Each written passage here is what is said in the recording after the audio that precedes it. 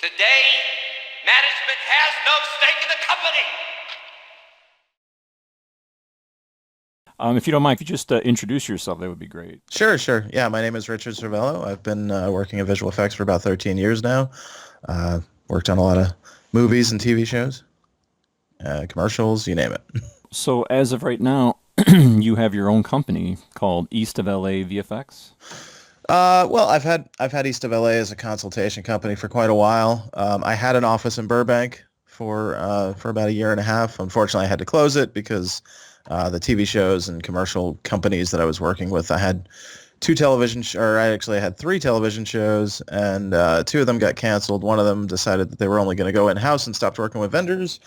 And my biggest commercial client ended up stopping doing in-house work. So I ended up losing a bunch of my clients and unfortunately had to close the doors. So now I'm back to the wonderful world of freelance. Wow.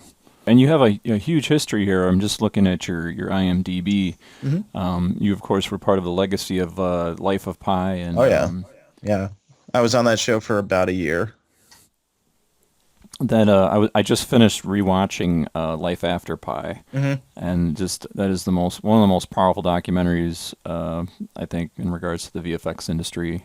So what we'll have for you today is we'll just kind of go a little bit of go down memory lane here as far Sure. as your beginnings, and Yep. then we'll have some questions from our people who've just been asked. The whole show is Ask VFX Pros. So you started out a long time ago. I'm guessing around the year 1999 or 2000, and you went to Full Sail.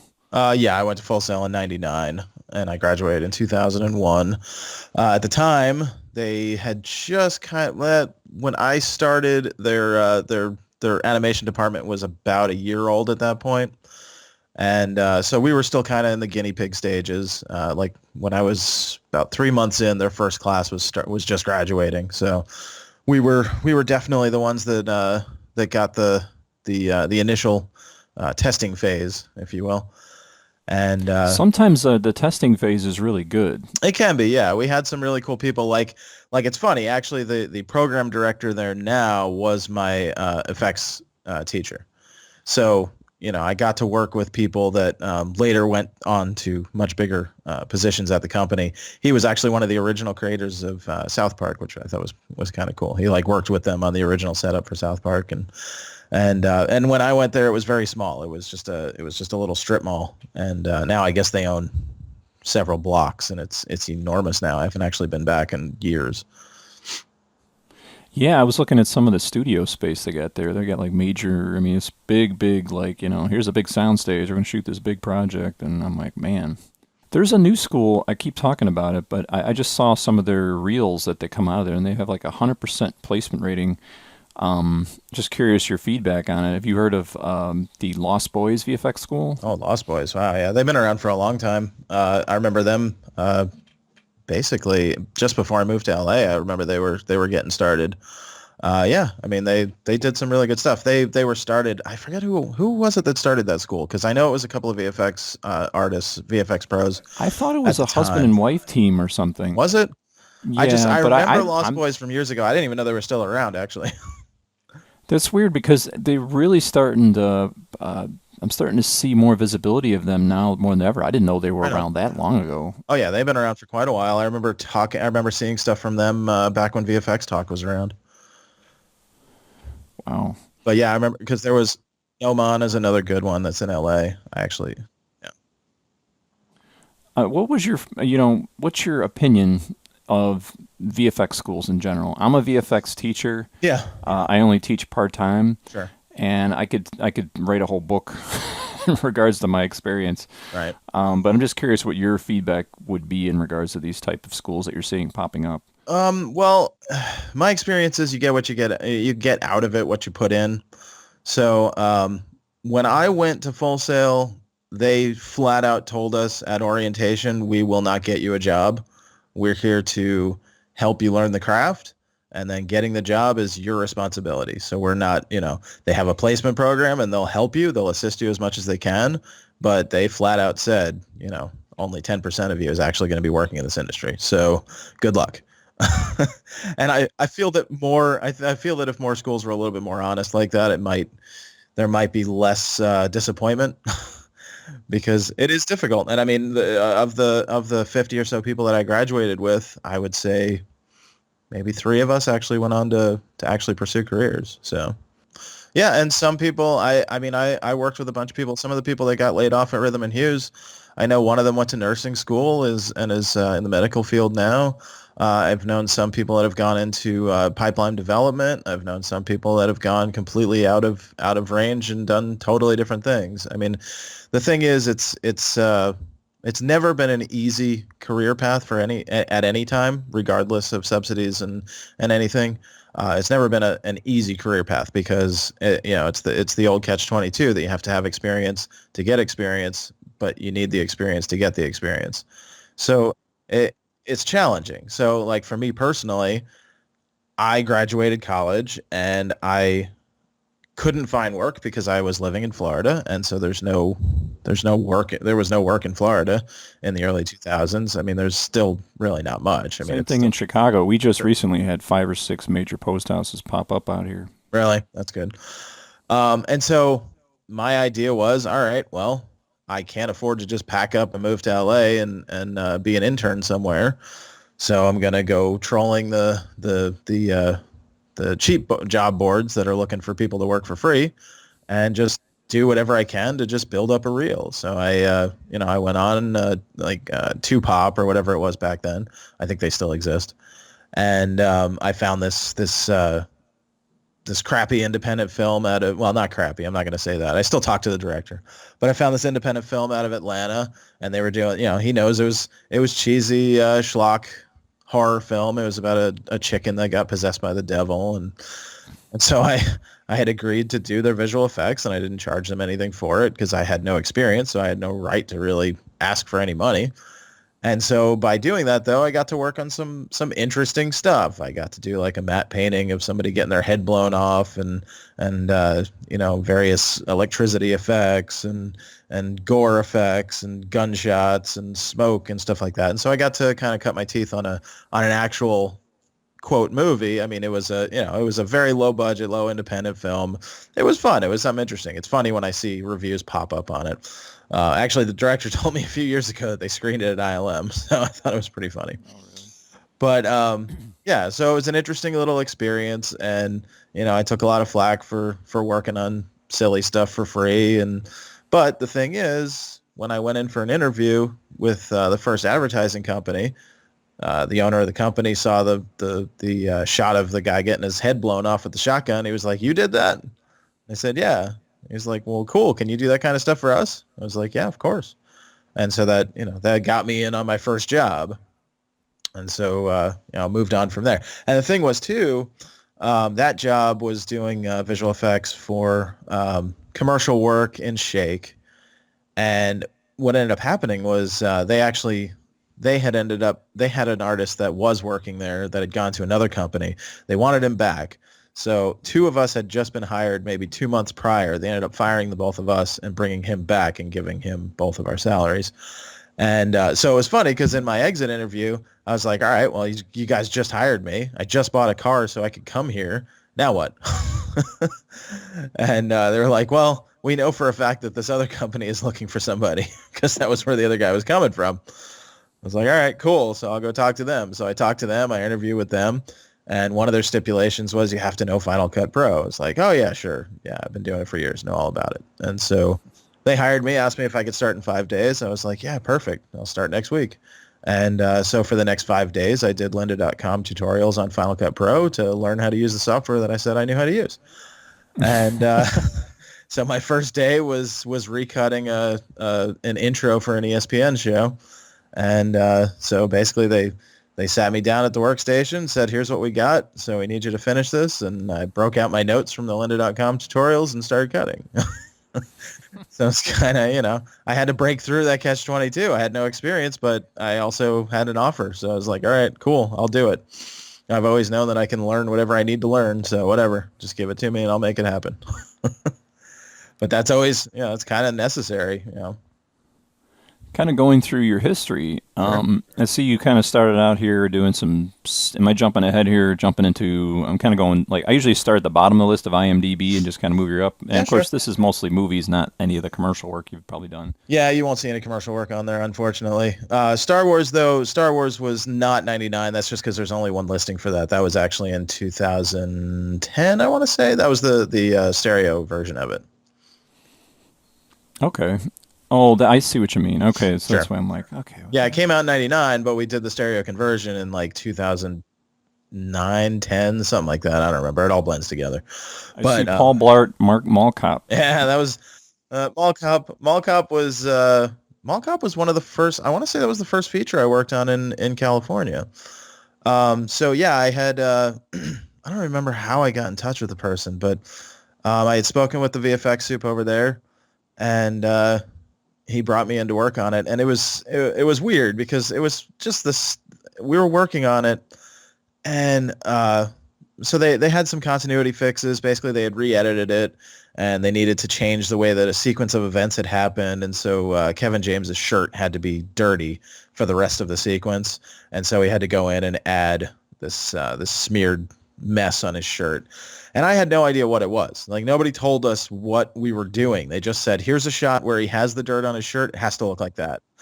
Okay, cool. And all we had was a 640, 480 offline to work with. So I actually ended up using that as the reference to paint the smears on the shirt. And then there was no, we didn't have like smart vectors, so you couldn't actually warp it to the shirts. There was a lot of grid warping and tracking and stuff like that.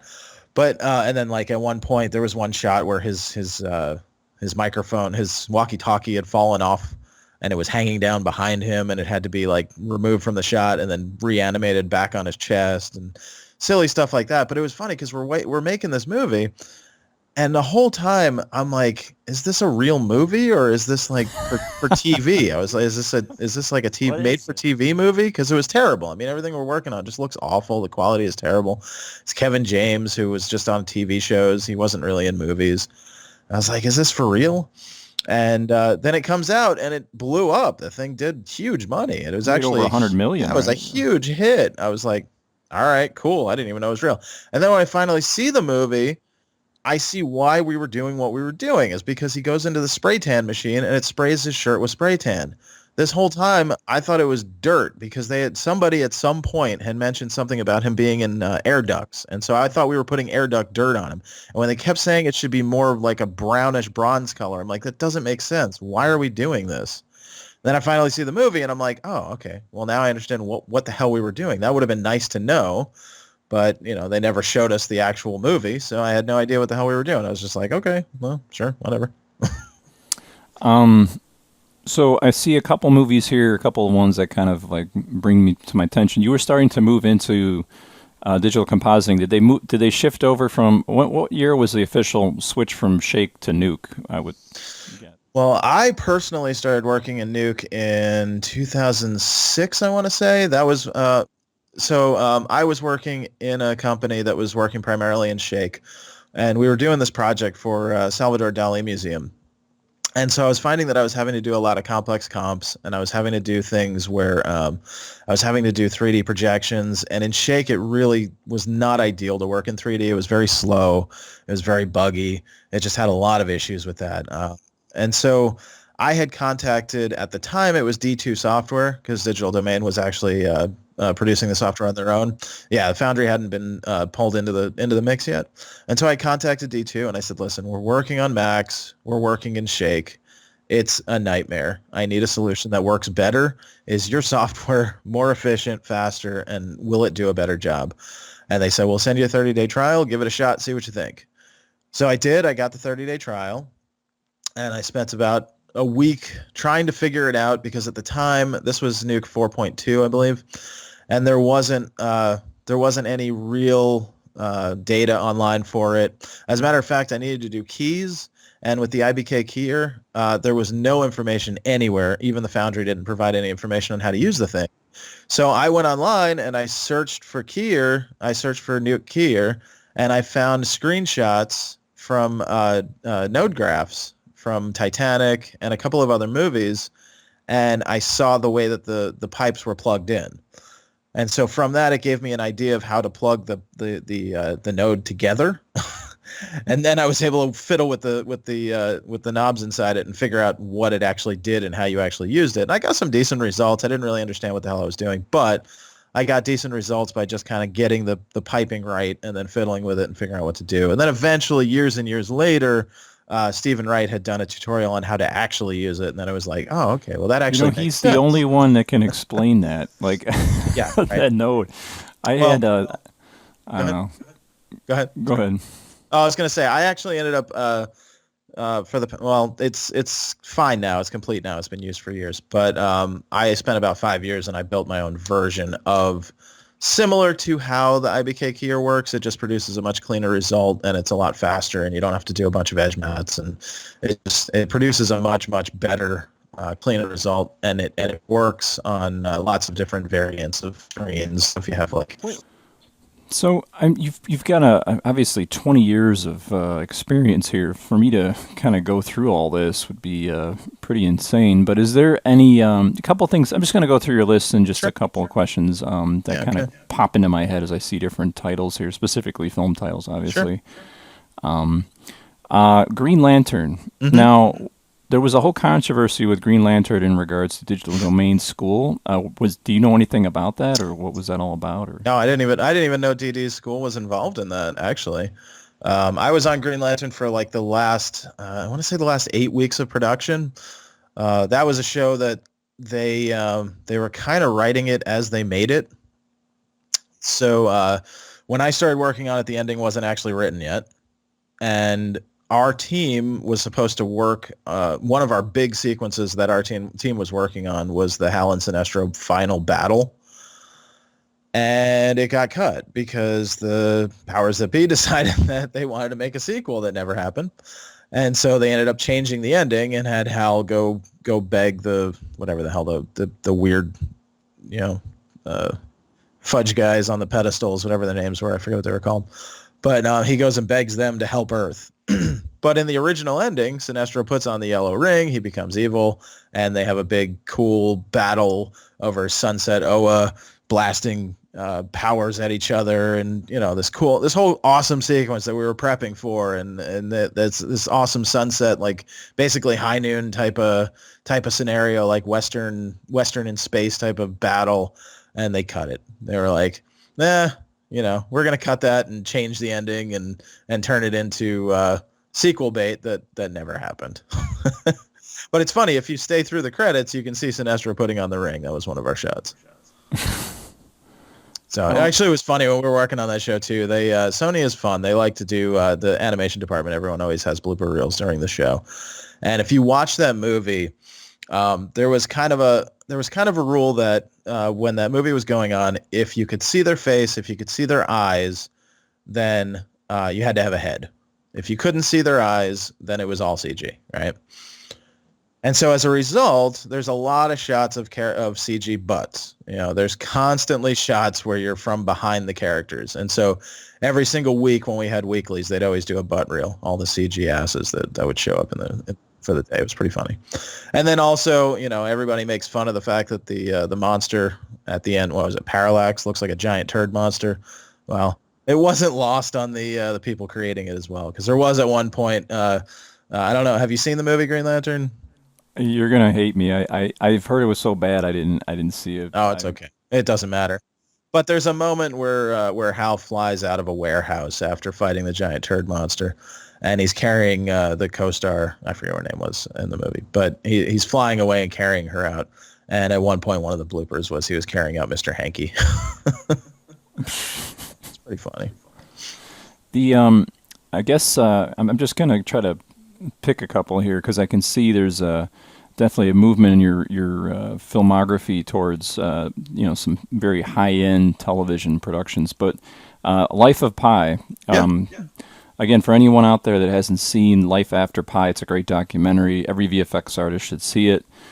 Talks about when you guys were your work was up for the Academy Award, and then that's when the whole awareness of the need to unionize in the VFX industry started to come about. Is there any reflections on that time that you'd like to share? Yeah, I mean, well, when we were working on it, that wasn't really, I mean, there's always been this kind of push towards organization, and it's unfortunate. For a little history lesson when it comes to the VFX industry, there was a time back before digital and before everybody wanted to be a VFX artist. There was a time that VFX artists were engineers. They were working with optical prints. It was very, very technical. It was an apprenticeship based career choice. It wasn't something you could just go to a tech school to learn. You actually had to study under somebody, and so at the time there was this kind of privilege to working in that industry. And so from what I've been told is that because of that privilege, they garnered very large wages and decided that they didn't need to organize. There was no point in joining unions like the rest of film had, because there were so few of them, and it was such a lucrative career that why would we want to throw away some more money when we don't need to? And so unfortunately that kind of became the norm. While the rest of film is completely union, you can't make a movie without Teamsters. You can't make a movie without SAG or DGA or WGA or producers. Everybody is union except visual effects. Visual effects is to order. And that's become a real pain point in the industry. We are the only part of the industry that, for starters, for the absolute smallest portion of that problem, we're not guaranteed credit.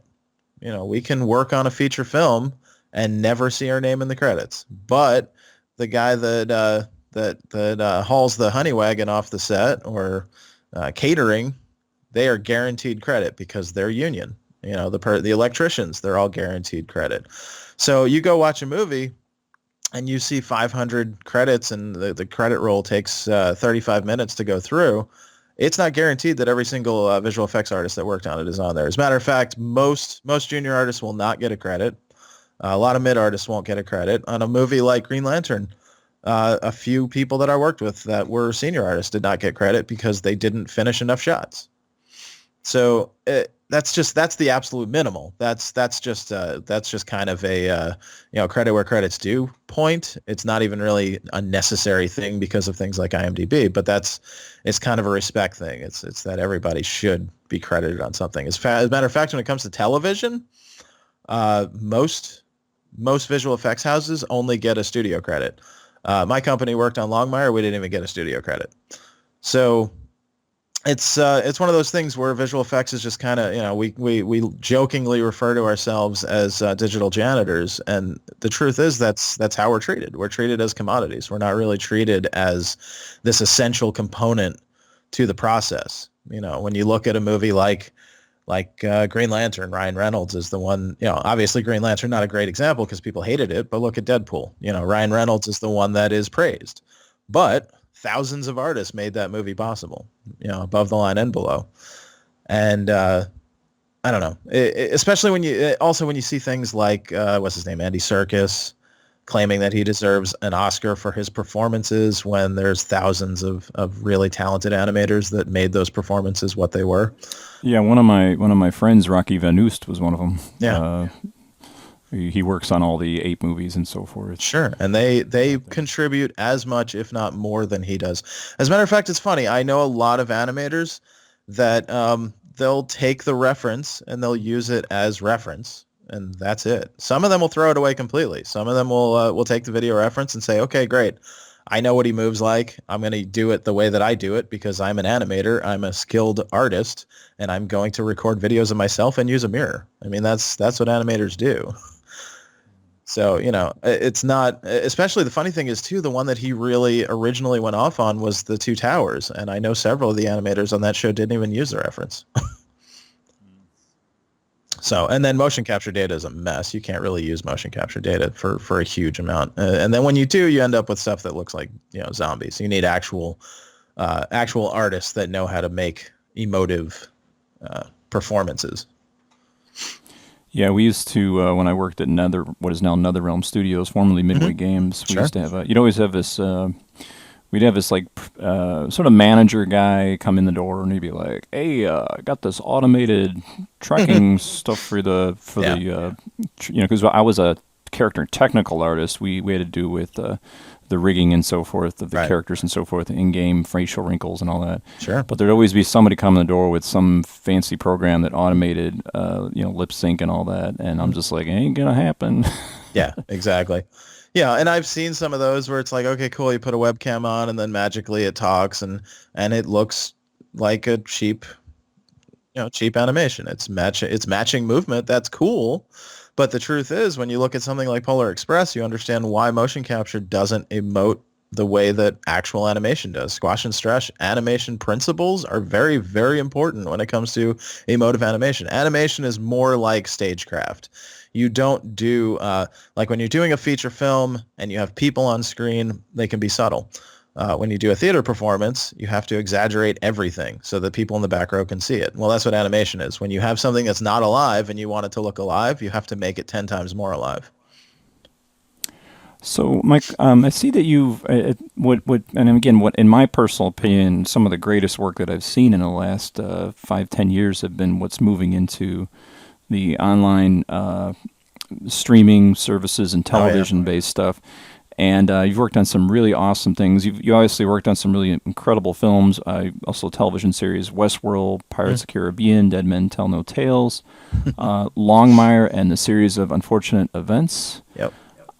Anything you'd like to share in regards to the difference between working for film and then working on television? Well, it depends on where you're working. Series of Unfortunate Events. The first season I worked at a company called Shade, which was a smaller boutique company, and the third season I worked on Series of Unfortunate Events at Digital Domain. So it's very different work ethic, workflow for each different house. Digital Domain is primarily a feature film house, and they handle television much like feature film. They tend to like we were doing for Series of Unfortunate Events at Digital Domain, we were doing deep compositing. So that's not something that you would normally see on a television program, but they have the infrastructure to do it. So that's the whole thing, is that film and television don't necessarily have to be different. It just depends on what kind of a facility is doing the work. The smaller television shows that I've worked on, like I said, I worked on Dallas, and I did all of the green screens for Dallas. There was only 2 of us doing all the visual effects for the entire series. And you would think that Dallas, it's just an evening soap opera. It's a weekly soap opera, so you don't think there'd be much. But as far as green screens are concerned, they spend most of their time in an office building that doesn't have, that has green windows. So from that perspective, we had hundreds of shots per episode of green screens. And then, of course, there's also cleanup, and there's split screens. Editors love split screens. That ends up adding a lot to the shot load as well. So, we'd end up in the course of a season, the 2 of us would end up doing like 2,000 shots. They're not the crazy nutty shots that you're doing on other shows, because obviously they're mostly just clean up splits and green screen stuff. So they're not difficult. I was doing like 35 shots a week myself, or like 35 to 50 shots a week on that show by myself. But it's the workload is still there. So even on the smaller shows, but we made it work. So what I'd like to do is just play through with the sound off your latest is it still the company you go under, East of LA VFX? Yeah, company still exists. I mean, one day if I find somebody that's actually interested in bringing in new business, then I'd be happy to open up again. It's just, for now, it's kind of right now I'm back to it, using it as just a consultation. Gotcha. Can you still see my screen? Yeah. Okay. So I'm going to go ahead and hit play, and if you would like to I'm going to obviously full screen this for the audience. I'll have a lot of B-roll footage for them, but I'm just going to go ahead and just play this through, and if you could just give us just a walkthrough on what we see here. This is a relatively extensive reel, so go ahead, sorry. Well, I mean, on this stuff, the tiger is all on green screen, so, we got Chris Pine there. That was pretty fun. Is this using your proprietary keyer? Yeah, this is all using my keyer. And so some of this was shot on Alexa, some was shot on actually that was funny too.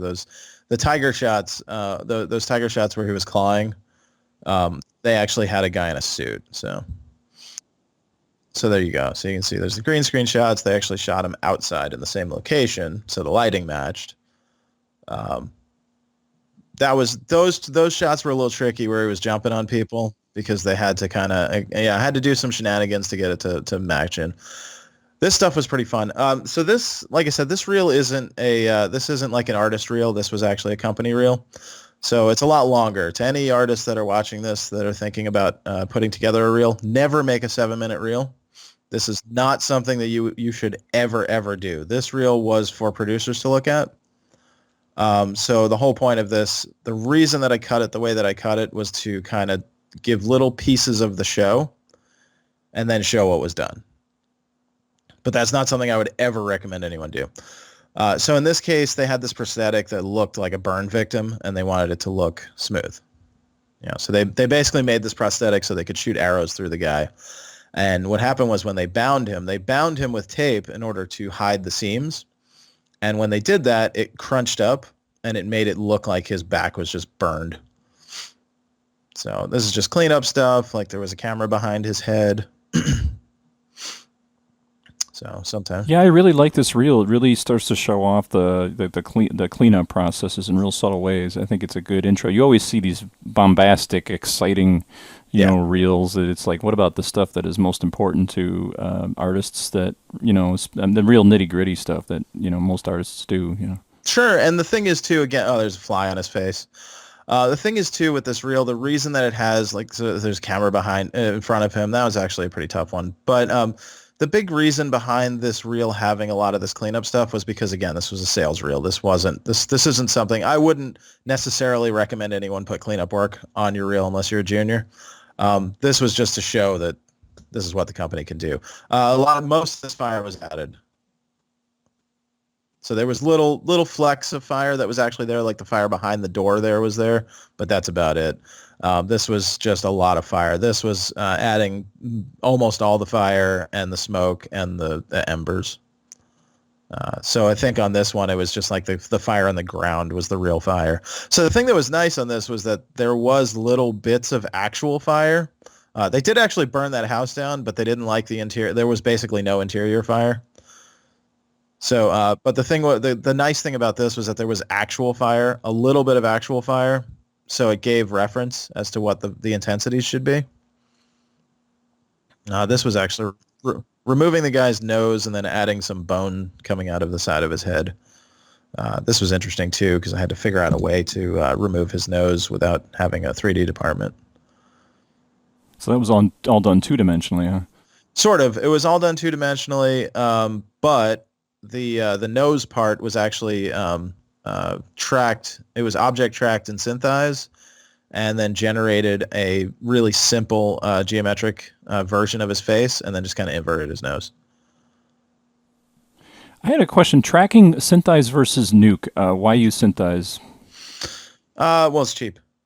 It's cheap. Okay. Yeah, I mean, Nuke for Nuke X, you're going to pay about $4,000 more than just to have Camera Tracker, basically, and Synthesize is $500. So that's pretty much. Still run by Mr. Anderson, I think it is. Oh yeah, Russ Anderson. Yeah, good old Russ. Mm-hmm. Yep, he's still there, still running it. Drag Me to Hell was fun. It was actually, I got the job through somebody that I had worked with on the very first film that I ever worked on in LA. And he was actually, it was funny, it was interesting because he was working at the time with Bruce, the visual effects supervisor, doing previs for the company we were working on. And then Bruce just kind of asked him if he would do put together a team and do the visual effects in-house. And so it was fun. It was the first time I got to go to a Hollywood premiere too. So that was cool.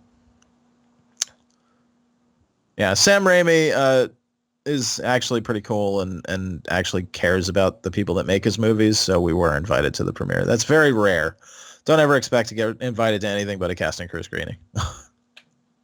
But we actually got to go to the whole red carpet Hollywood premiere with the actors and with the director and everything. But that was very, very rare. It was cool though, because we were sitting in the audience and watching the movie, and the guy sitting in front of me was one of the actors in the movie. This was Jack Reacher. We all the everything past the buildings and also the tops of the buildings were all added.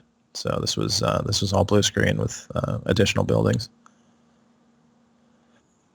And so Mike here was used on all these shots too. So like shots like that where it's looking up at him, the tops of the buildings had to be added in as well because they were short set buildings. So Angie Tribeca was a fun series to work on, especially since it felt like every single time I got a sequence from Angie Tribeca, there was some very famous person in it for no reason. So you get like Natalie Portman in this episode. We had got Natalie Portman in this one. Hannibal Lecter in the Tiger episode was Chris Pine, and then James Franco was in. Actually, we had James Franco and Heather Graham in the first episode that I worked on with them. So it's so funny. You get like all these huge mega stars in this, and they're all in little cameos. Yeah, I was going to say, this is a very long reel, but obviously it's for the purposes of sales. Right. Yeah, it's a sales reel. It's not, like I said, I would never, ever tell anyone that's thinking about making a reel, if you're just coming out of college, it shouldn't be any longer than 30 seconds long. If you have a lot of experience, then 2 minutes is about the cap. 2 to 2.5 minutes is as long as you should possibly do it. Like if you pull up my older reel, that one is a more appropriate length. This one, I haven't updated this one in a while. I still need to. But this one shows off some of the feature work and such. Like this one, we replaced that whole background. She actually had to be replaced because her timing was off and they had to reshoot her. So then, of course, this is all tank work.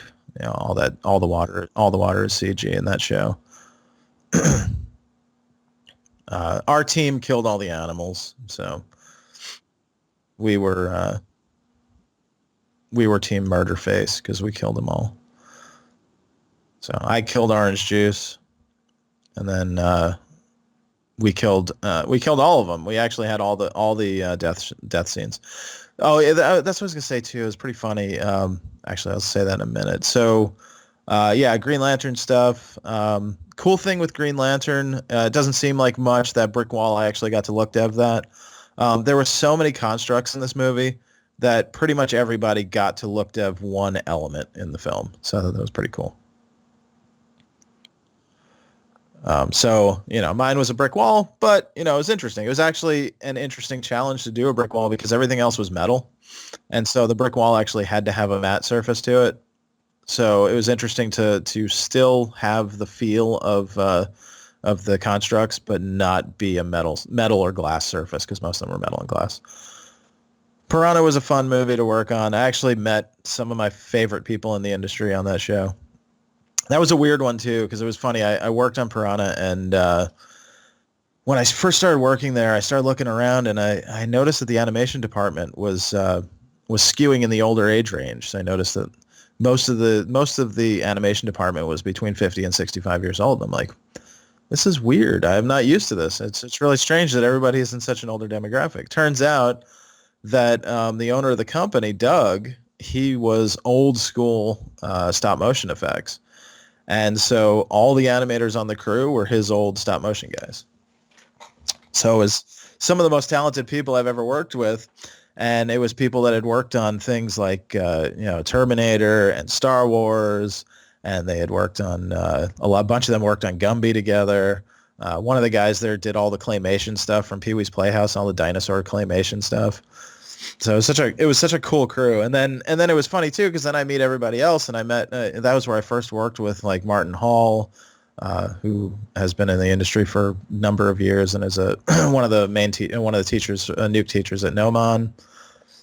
I worked with Joe Spano there. He's a FX guy, an amazing effects guy. He did a lot of the fire effects for Ghost Rider, among a lot of other things. And then that was where I met Kirsten Hall. She's over at MPC in London right now. She was actually their employee of the month when I was working with MPC. So I thought that was kind of cool. I remember getting an email saying that she was employee of the month.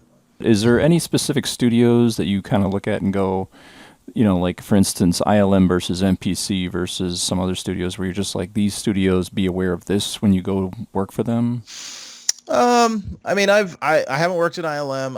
I've stayed in LA, so I had spoken with them several times, but it just never clicked. There was never really a time that I wanted to go to San Francisco to work. So I can't really speak to them. I have some friends that have worked there. I have one friend that works there all the time. Some people absolutely love it. Some people say that they don't pay enough, and so I mean, it's really a matter of, when it comes to the Silicon Valley companies, expect a little bit lower rate because you're working on stuff that is so, you know, it's the glory hunting. It's the stuff where, you know, you're working on Star Wars. So Just like what Hugo was saying in his interview, like, you're working on a Star Wars movie, you should have a lower rate. You know? yeah, exactly, and that's kind of the sentimentality that they basically feel that we're allowing you to work on this ageless feature film, so we're not going to pay you.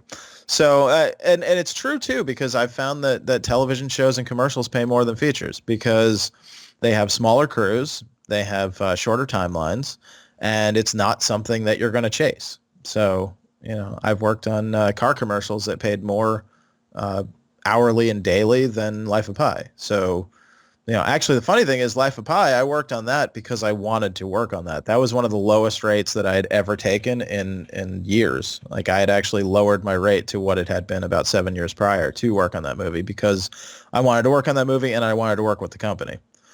And so, you know, when the show was over after a year, my bank account basically had what I started with.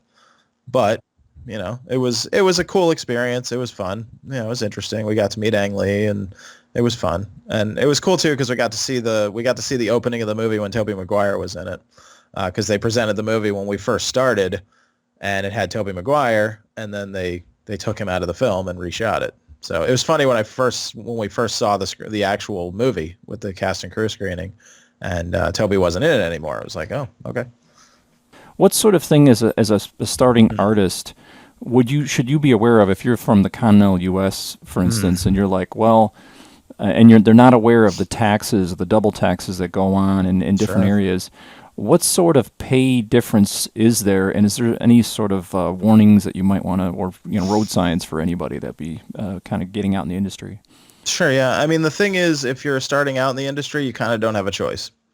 That's basically where it stands now. It's no longer the case of, it used to be that, okay, well, you grew up in Delaware, but you want to be a visual effects artist, so you pack up, you move to LA, and you go do an internship with whatever. You do an internship with Scanline, and then 3 years later, you're working as an artist. That's not the case anymore. That just doesn't happen anymore. So now you go to AI or whatever tech school is on your street corner, and you learn as much as you possibly can, and then unfortunately, you're going to be going to Vancouver or Montreal or London, because starting out right now, there are no juniors in LA. That doesn't exist. So if you want to be a junior in LA, you're going to be working at maybe a small commercial house, or you know, you're not going to be getting the real experience. You're not going to be, you know, cutting your teeth on Transformers and Star Wars and stuff like that. You're going to be working on very small projects, and at that point, you might as well just go someplace like Atlanta, because then at least you can work and you know, you could maybe work at a house working on some good television shows. I think you'd be better off doing that. Or, you know, if you want to cut your teeth on features, then you're going to another country. You really don't have a choice. You know, fortunately for me, I kind of skipped the whole junior phase. I actually never worked as a junior.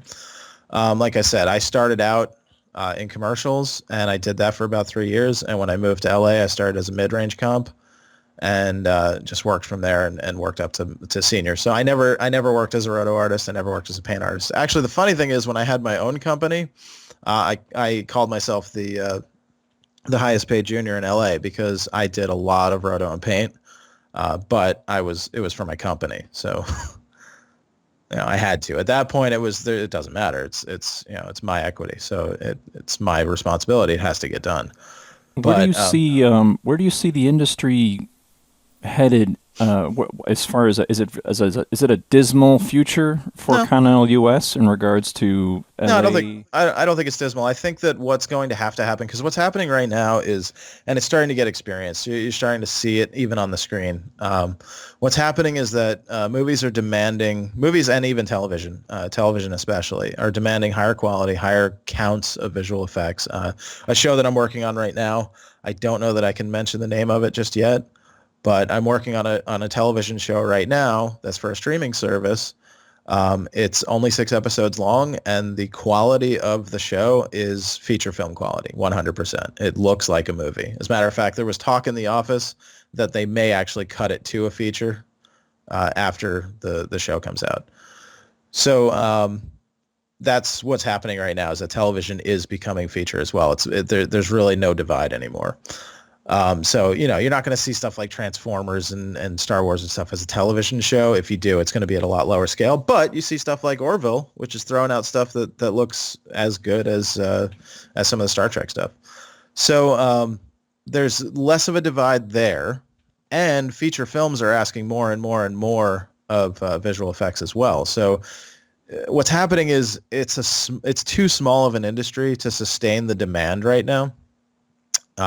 Even with these schools opening up and more artists hitting the streets, there's not enough people with experience to fulfill all these tasks. And especially when you see people leaving the industry because they'd rather be with their family than move overseas. So what's going to happen is right now, there's certain companies that I've worked for, like Scanline and Digital Demand and such. They have satellite companies in other countries. And so they use Cisco boxes to communicate between satellites. So the only way that this can work, the only way that this is going to make any sense, is that the MPAA is going to have to approve a secure satellite system that can be procured by artists to work at home. That's it. I mean, there's really no other solution. It's going to happen that way. Even with international competition from China and India.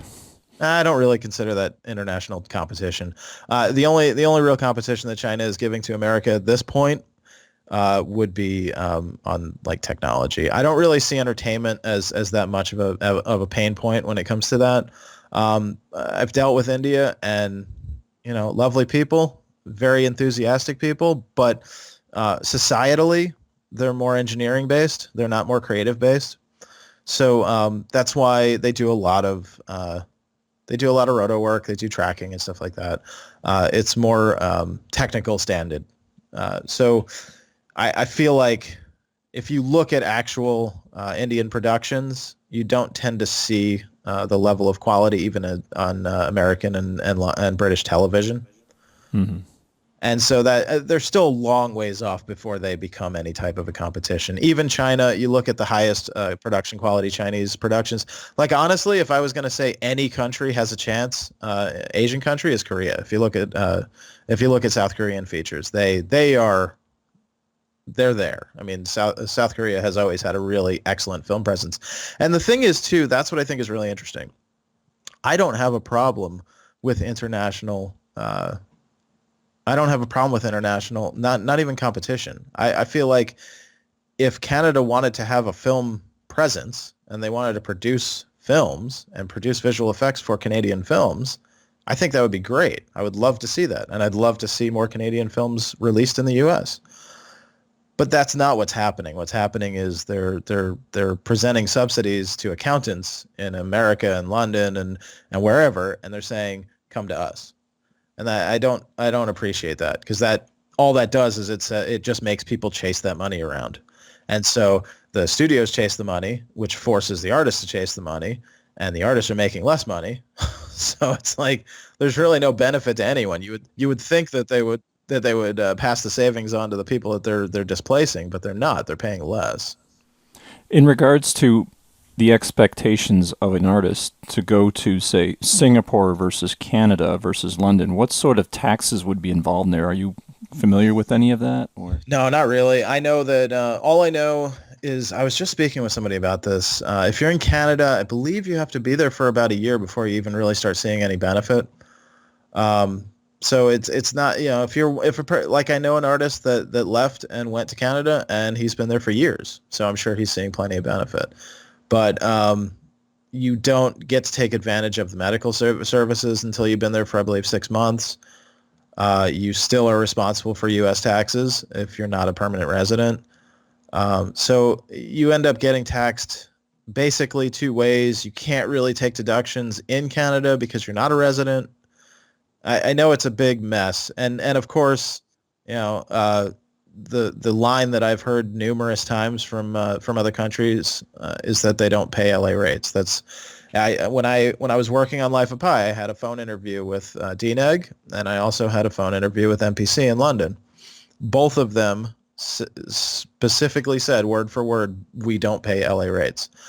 Their way of incentivizing employment was, you'll be in London and you can take a train and go visit other countries. Like, that was literally what they told me. They didn't tell me that, we have a great work environment and we won't work 1 million hours for free and we'll pay you really well and treat you like gold. They said, you can go sightseeing. And that's not really the incentive to me. If I want to go on a vacation, I'll go on a vacation. I'd rather work in LA and then vacation in Europe, because if I'm working in Europe, I'm not going to really do anything anyway. In your opinion, two sort of questions in one here. Sure.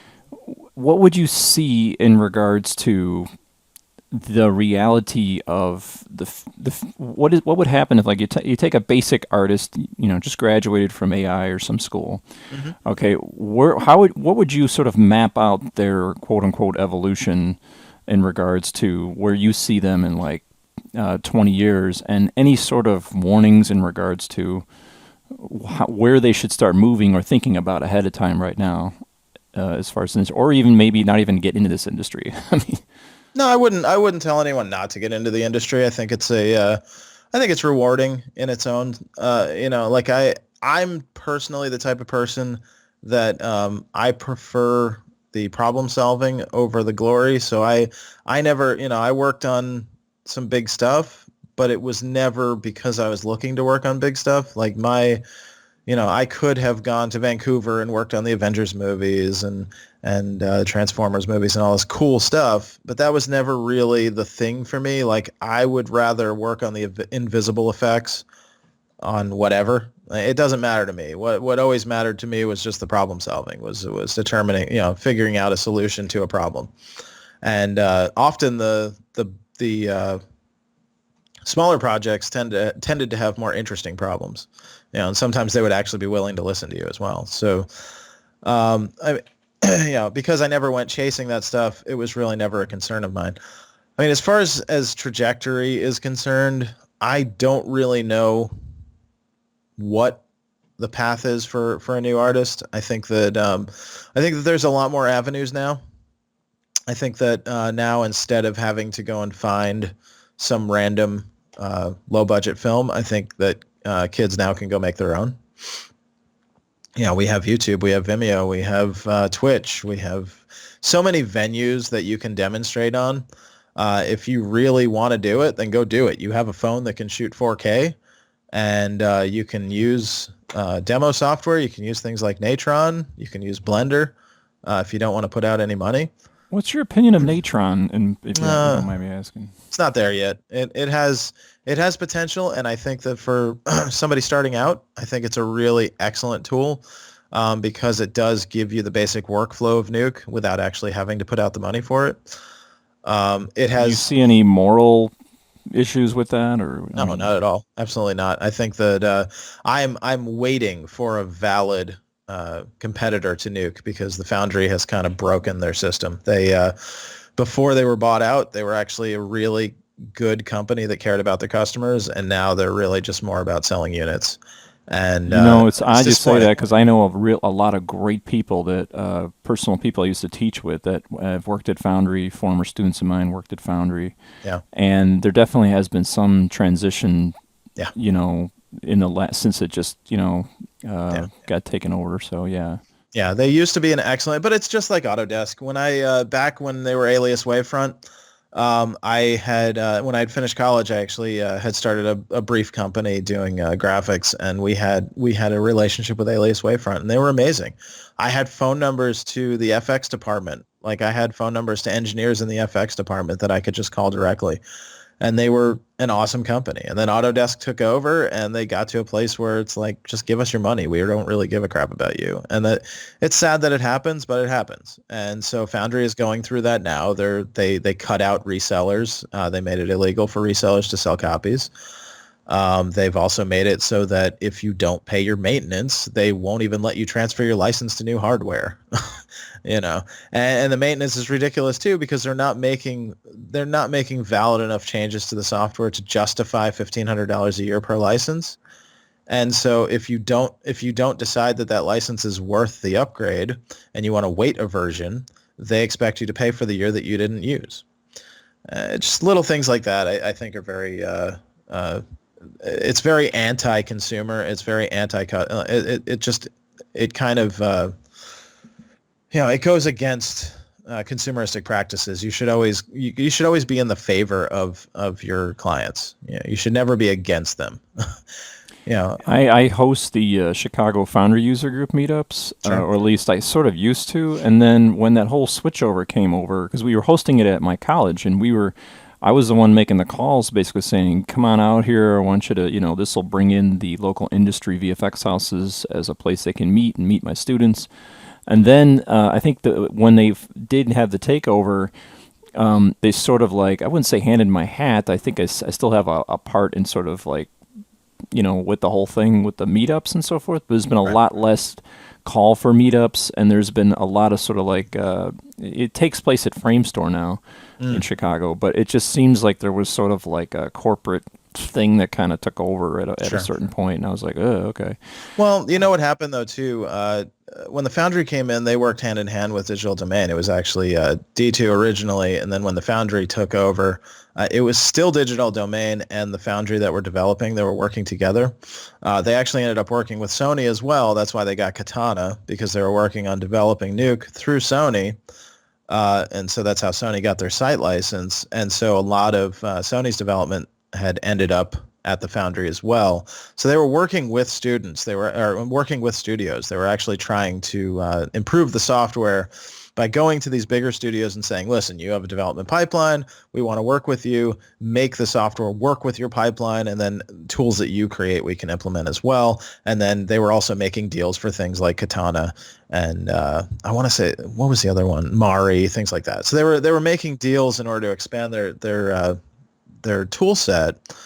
But then what happened was, as far as I can tell, this company that bought them out was more of an investment firm. It's not a visual effects company. It's not anybody that cares about what they produce. All that they care about is that they produce income. That's it. That's the bottom line. That's what's happening across the board with the education institutions too. It's kind of sad to see this, and I always go back to the clip, and I wanted to save it for this video. I always put a goofy audio clip in front of all these interviews, but if you remember the movie Wall Street, there's a part where Gordon Gekko's talking to Teldar Paper, and he says, management has no stake in the company.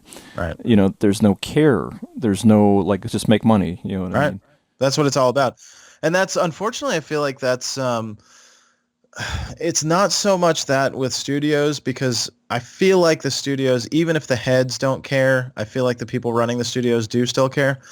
I feel like the problem is, though, with visual effects studios is that the margin has become so razor thin because they're being kind of pushed into these situations where they either have to be cheap or be dead, that they have to start cutting out all the creature comforts. Like when I started, there was so much extra that was involved in being a part of a production. Like when you would work for a big company, you would go in and, like when I worked at Sony ImageWorks, they would have, every week we'd have beer out in the quad, and they would have food and refreshments, and it was fun. And then 2 times a week they'd have a food truck would come for free, or they would have Cool House ice cream come and bring us, like when they were working on Smurfs, they came and brought the Cool House, and they had the rice paper had Smurfs on it. So little things like that. They would always do these little things. They would have figure drawing lessons throughout the day.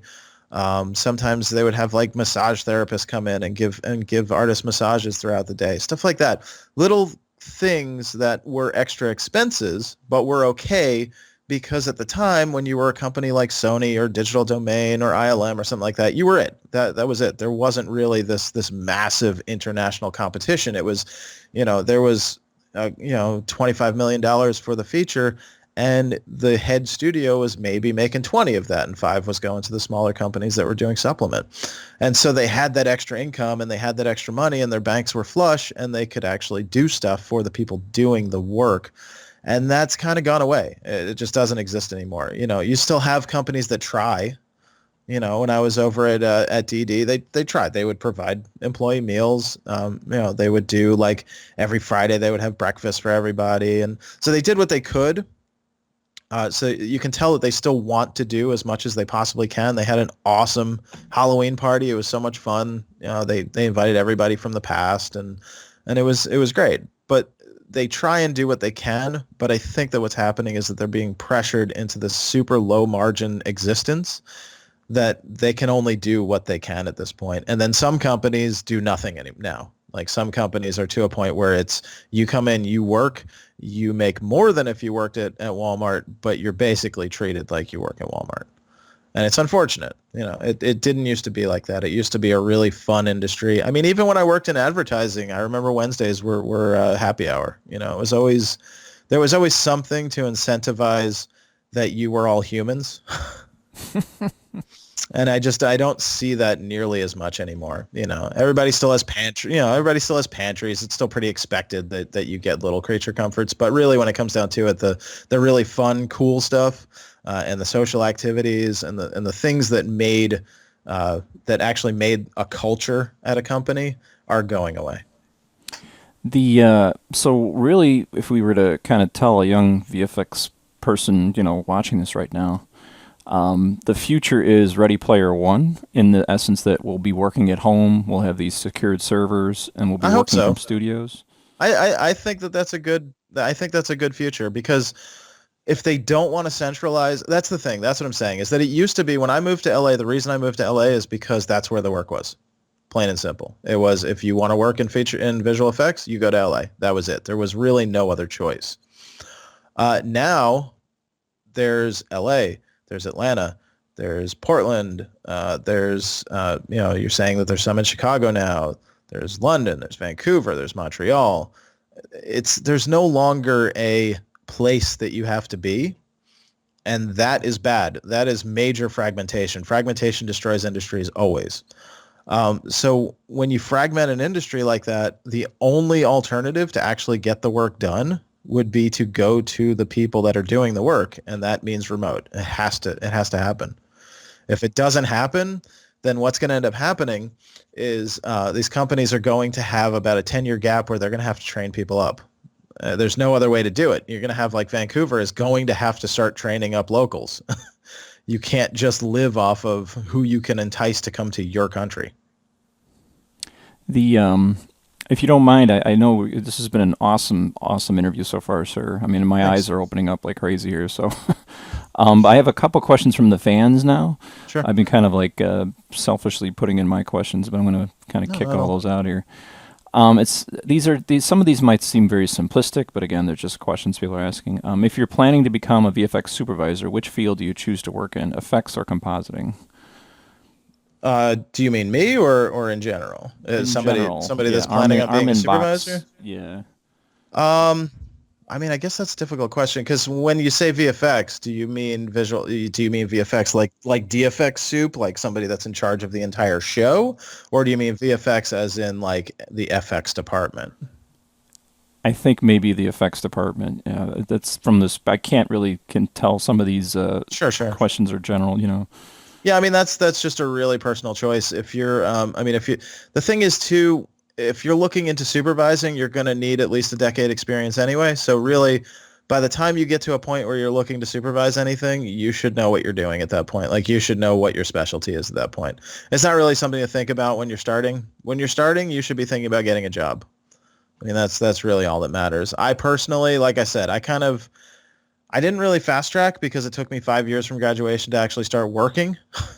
So it was a hard process to get there. But like I said, my journey skipped past the grunt work. I didn't do the junior artist portion of the program. But that's honestly, if I'd gone to LA and been a junior artist, I would have proceeded a lot faster. So, it's personal preference. It's however you can do it, however you can do it. If you can afford to pack up your bags and go to a city that's more expensive and just, kick some butt and get somewhere, then do it. But if you can't, then you got to figure out another way. And that's why I'm saying new media is another really viable path. Get out your 4K iPhone and shoot a video and put some stuff in it. Go grab. I just pre-ordered the Blackmagic Pocket 4K for my website training and so forth. Absolutely. And that sucker is kicking butt. That's what, like $900. It's $1,300. $1,300. I had a friend of mine who teaches at Purdue University, and I ran out there. We're all game guys from NetherRealm, and he teaches a professor out there, and we were just playing around. We were like, oh my gosh, this is pretty amazing. Yeah, it's incredible. I mean, it's going to be a little too expensive for somebody just starting out, but there are solutions. You don't have to have an Alexa to be able to shoot something cool. And the other thing is too, I mean, you'll see that there's a green screen behind me, and this screen it's a retractable screen sold by Elgato for, I want to say I paid $170 for it. So there's really no barrier to entry now. That's the whole thing too, is that when I started, the barrier to entry was that the software and the hardware was insanely expensive. My first computer when I worked on Drag Me to Hell was a Mac Pro, and it cost me about $6,000. So that's not the case anymore. You can go out and you can spend $1,500 and you can get a very competitive computer that'll actually do some work. And then, like I said, look into Blender. Try out Natron. Even, I mean, learn After Effects because it's cheap, but realize that it's not a visual effects solution. If you're good at graphics, then use After Effects. If you're not, then don't really lean on it. Learn it to understand how to use how to work with visual effects, but don't really get too deep into it, because if you actually want to work right now, it's Nuke. I'm hoping eventually that changes. I'm tired of the politics. I'm just tired of the politics of Nuke. I would welcome change. But every time I say that, somebody says, well, what about Fusion? And I've worked in Fusion, and it's not there either. It's just not. The reason that Nuke is the standard is because of how versatile it is. It's the fact that every single knob and button in the software can be programmed. And, for most users, they don't understand that. For me, I don't do anything without expressions. I basically program everything that I work with. And I try and figure out the most efficient and simplest solution to do anything. And most of the time that means understanding the math behind stuff. I got a question here from Luke Sheldon. It says, where would I search for local freelance VFX artists? I'm in Chicago. Are there any reputable websites that you would recommend? Searching for artists or searching for jobs? For freelance work in VFX. Oh, for freelance work? You know what? I'm not really sure, because for me, this year has been tough. It's really strange. This is the first year I've actually had to actively seek out work. For the past 5 or 6 years, I've turned down more work than I've accepted. But this year has been different. For some reason, this year, all of a sudden, I've had to really work to get work. My best resource that I've found has always been LinkedIn. So one of the things that I'll do is I'll search on LinkedIn for VFX coordinators, and I'll just reach out to everybody. Typically, if I'm looking for something, if I need something, then I'm not opposed to spamming everything. So when I first got to a point where I had the experience to actually get jobs, one of the first things I did was I signed up for IMDB Pro, and I would look up and see what movies and television shows were currently in production, find out what companies were working on it, and then I would go to their website and send them an email. I'd send them an introduction email with my resume and a link to my reel, and then, after a couple of days or a week, I'd usually end up getting somebody contacting me to come in for an interview. Now I feel like LinkedIn is a little bit more viable in that sense, because it's kind of transitioned into kind of the de facto workplace social network. It's funny when I see people actually posting social things, because I don't think of LinkedIn as social. I think of it as more work-based. And but yeah, one of the things that I'll do is, when I had my company, I reached out to every producer I could possibly find, every associate producer, every producer.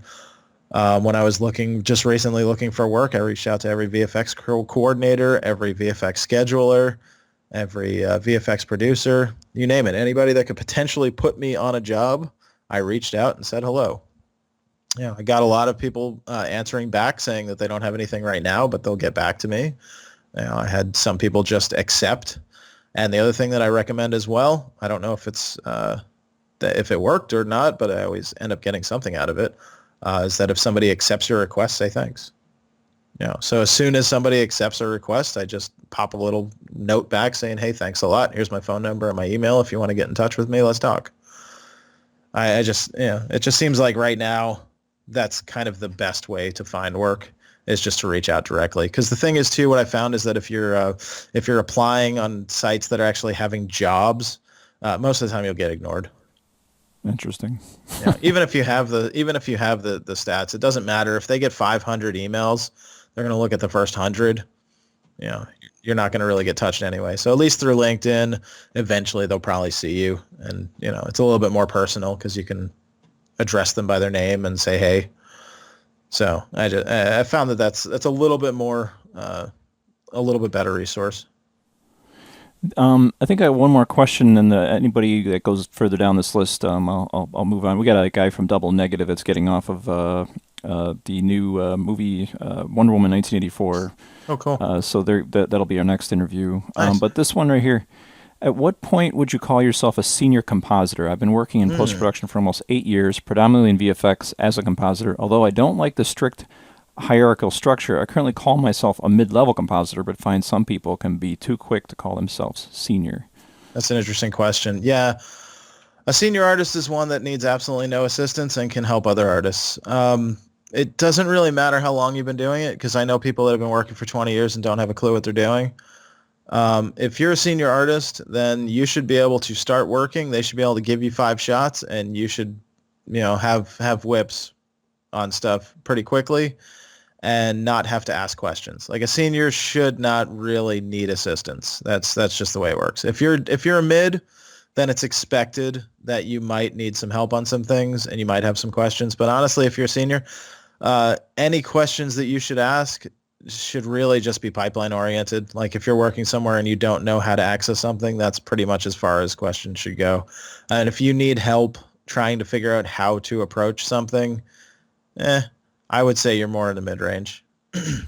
Gotcha. I just feel like that's the most appropriate way to take it.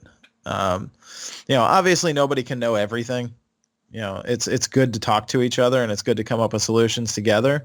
If you need, if you're really stumped on something, then go to your supervisor, because he should know more than you.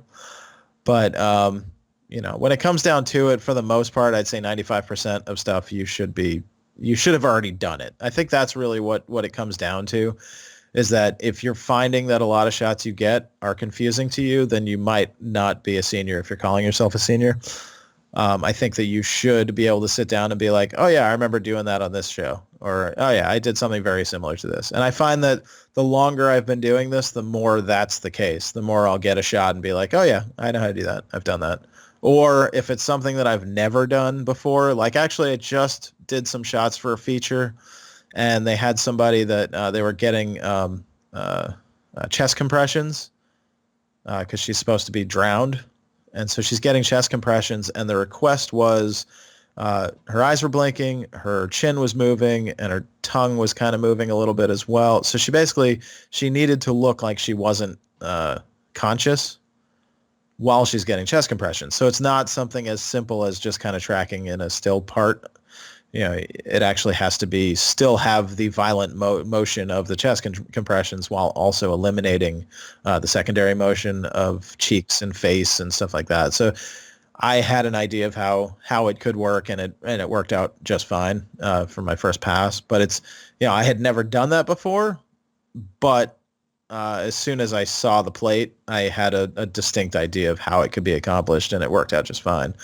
So I think that really is what determines if you're a senior is if you can go in, look at a shot, and at least have a plan for how to approach it, then I think you're good.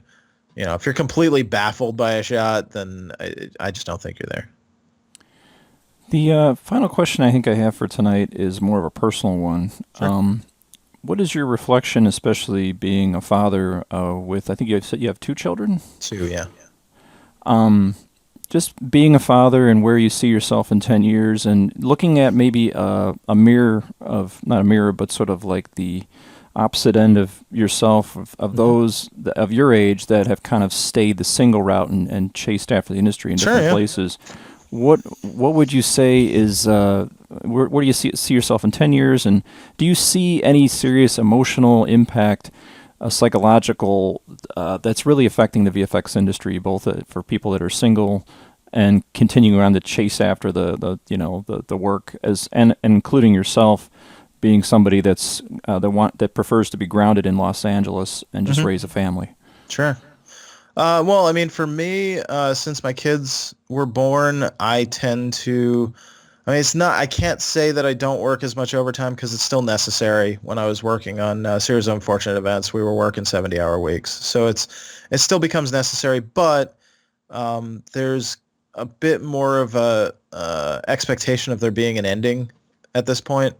It used to be that if I was working, then it was like, all right, well, this is what it is. It just is what it is. If they want to roll me over to the next show, great. Then I'll just continue to work 60 hours a week. And it's difficult and it's damaging to relationships. Definitely. You have to be with somebody that actually understands that.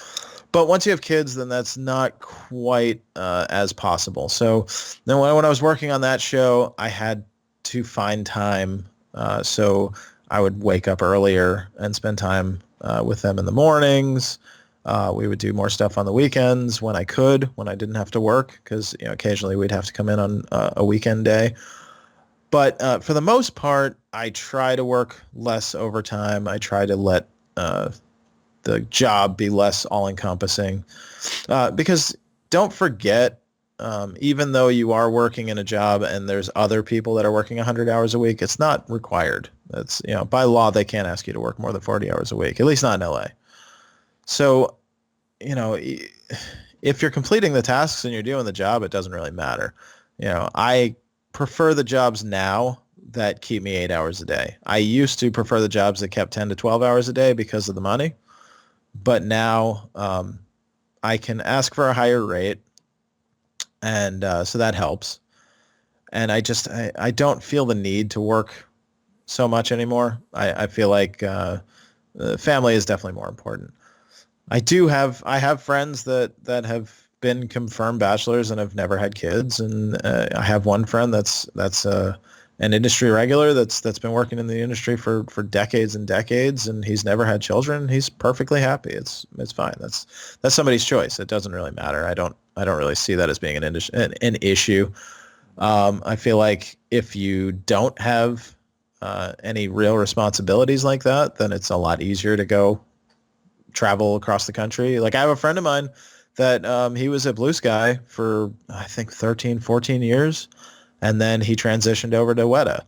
But he has always traveled. When he was at Blue Sky, every single year he would go somewhere in the world. And he has photographs that were published in National Geographic because he takes these amazing photographs of glaciers and bears and wildlife. It's so cool. And now he's over at Weta. And so he gets to live over in New Zealand. And, for some people, that life is excellent. For some people, it's a lot of fun. I have a friend of mine that I had worked with in LA, and he ended up going to Vancouver and working in London and Montreal, and he gets to work on Avengers movies, and it's fun. For some people, it's great. Cool. Well, sir, again, thank you so much for an interview. I definitely want to later on bring back people and just talk. I mean, obviously, you've been I'm sure everybody is very thankful for all your feedback and so forth and your honesty. I appreciate it. Through the whole process. Sure. With that said, I would just say again, thanks for all your info. Any last words you might want to share?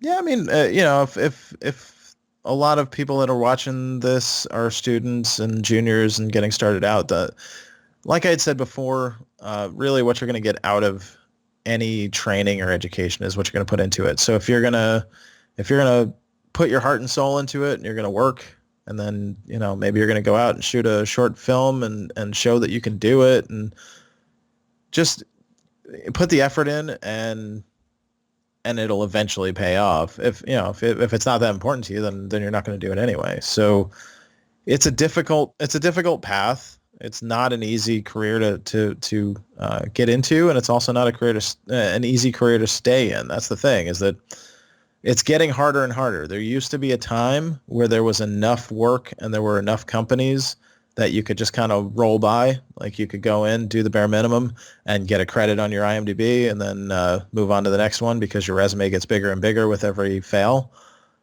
But that's not really the case anymore. It's now, if you're working somewhere, you better be good. I mean, to be honest, with my company, when I had my company, if you weren't good, I gave you 2 days. So I had some people that were working for me, and they were there for weeks, and maybe they had a shot that was taking longer than they had thought that it should take, but I already had it in mind how long it should take, so it's not a big deal. And I had one girl that it was taking a while to get through the shot, but I had already budgeted it, so it didn't matter. She's like, I'm so sorry. I'm so sorry I'm being slow. I said, do you know what? You're here. I would have fired you in the first 2 days if you weren't doing a good job. So you're fine. Don't worry about it. You're great. But that's the way it is now. You're working on smaller crews now. You're not, even when I was over at Digital Domain this last time for Series of Unfortunate Events, we had maybe like 40, 50 people. It was a much smaller crew than would have been in the past. And then for most of the things that I work on, the show that I'm working on right now, there's only 2 of us that are doing visual effects for the in-house. And, like when I was working on Pirates of the Caribbean, we were over in editorial with Disney, and there was only like 4 of us there as well. So, it's crews are getting smaller, so you actually have to perform, So if you're serious about it, then you should do fine. It's not a big deal. Cool. Well, all right, sir. Thank you very much. We appreciate it, and we should have this up and running by Monday. I'm going to allow you to get some sleep so you can spend your Sunday with your children. Sure thing. I'm sure I'm going to get in trouble for being up this late anyway.